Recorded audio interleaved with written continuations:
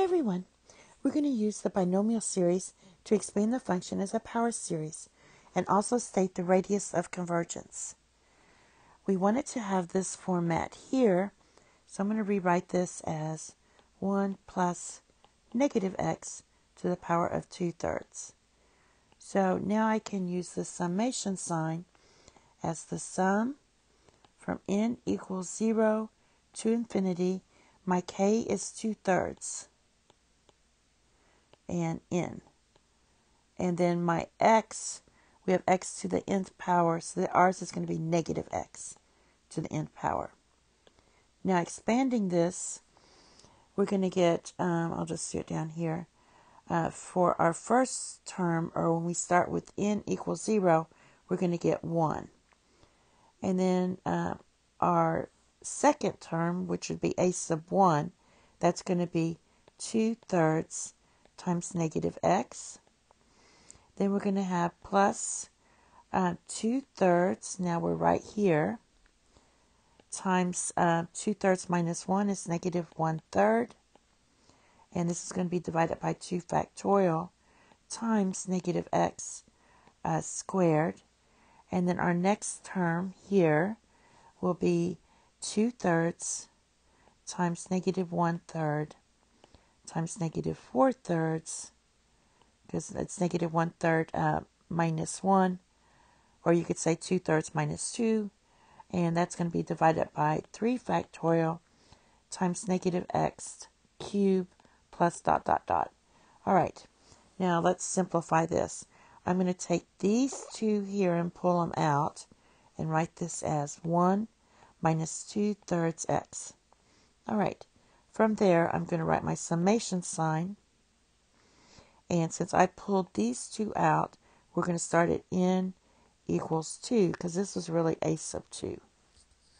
Okay, so now we have alternating signs here, or we have negatives going on here. So this is going to be negative 1 to the power of n minus 1. This right here is also negative. So for that, you're going to write negative 1 to the power of n. Now for us, we have a numerator, or our numerator is 2.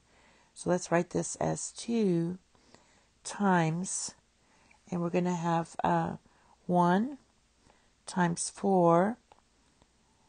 We keep adding 3, so the next one would be times 7. Dot, dot, dot, and the formula for this is going to be 3n, because we're going by threes, and to get our terms here, this is going to have to be minus 5. All right. So whenever you're doing this, I know I'm squeezing the m, I'm going to rewrite it. When you're looking at 1 times 4 times 7, we're going by threes. And since we're starting at the second term, you substitute in the 2. That gives you 6. So to get a 1 here, you get the minus 5. So that's how you do that. And now that is times x to the nth power. So it's not x to the negative n, because we pulled it out here. Now, for the denominator, we have this 3 here in all our terms. So that's going to be 3 to the power of n times n factorial. All right, now let me write this a lot better. So the only thing I'm going to do when I rewrite this a little bit is I'm going to first notice that I'm going to pull this 2 out and bring it out here. And this right here equals negative 1. So let's simplify this. We're going to get 1 minus 2/3 x.